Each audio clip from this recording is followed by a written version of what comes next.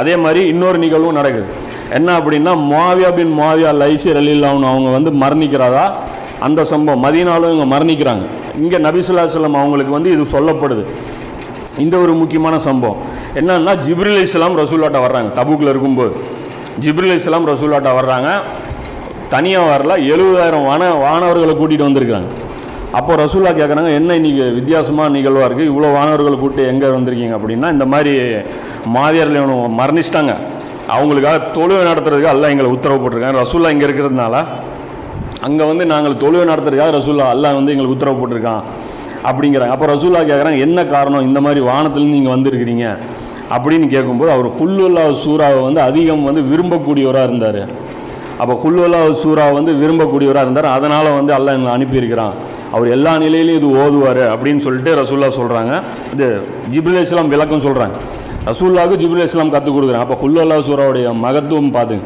ஏன்னா அது குர்ஆனுடைய 1/3 தௌஹீதுடைய கம்ப்ளீட், அதில் எல்லாமே அடங்கியிருக்கு. ஏகத்துவம்னா ஒரு வேர்டு, அதை இழுத்து கொஞ்சம் எக்ஸ்பிளைன் பண்ணோம்னா குல்ஹுவல்லாஹு சூராவில் அது கொண்டு வரலாம். அப்போ அந்த சூராவுடைய சிறப்பு இது இருக்குது அப்படின்னு சொல்லி அந்த நிகழ்வும் தபூக்கில் தான் நடக்குது. இதெல்லாம் ஒரு பக்கம். அப்போ ரசூலுல்லாஹும் சஹாபாக்களும் இங்கே தபூக்கில் முகாம் போட்டுறாங்க.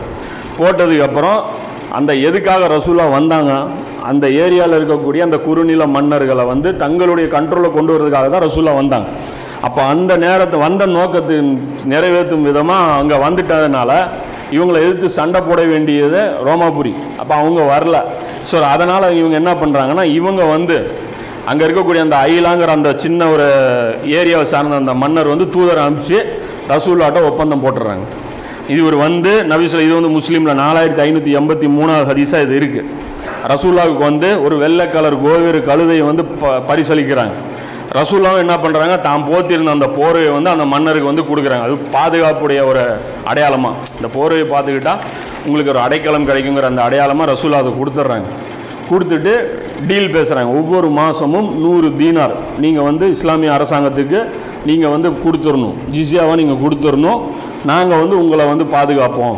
ரோமாபுரி இப்போ அடிக்கும்ல, நீங்கள் எப்படி, அதாவது கை மாறிடுச்சு இல்லை, இப்போ ஊர் இவங்க கண்ட்ரோலில் இருந்த இது இவங்க கண்ட்ரோலில் போயிடுச்சு. அப்போ இங்கே ரசூலுல்லாஹ் சொல்கிறாங்க, நாங்கள் உங்களுக்கு ப்ரொடெக்ஷன் கொடுப்போம், நீங்கள் எங்களுக்கு இவ்வளோ கொடுத்துடணும் அப்படின்னு சொல்லி. அப்போ அந்த போர் பின்னாடி பார்த்தீங்கன்னா அபுல் அப்பாஸ் பின் முகமதுங்கிற ஒரு நபி தோழர் 300 தங்க காசு கொடுத்து அதை விலைக்கு வாங்கிக்கிறார்.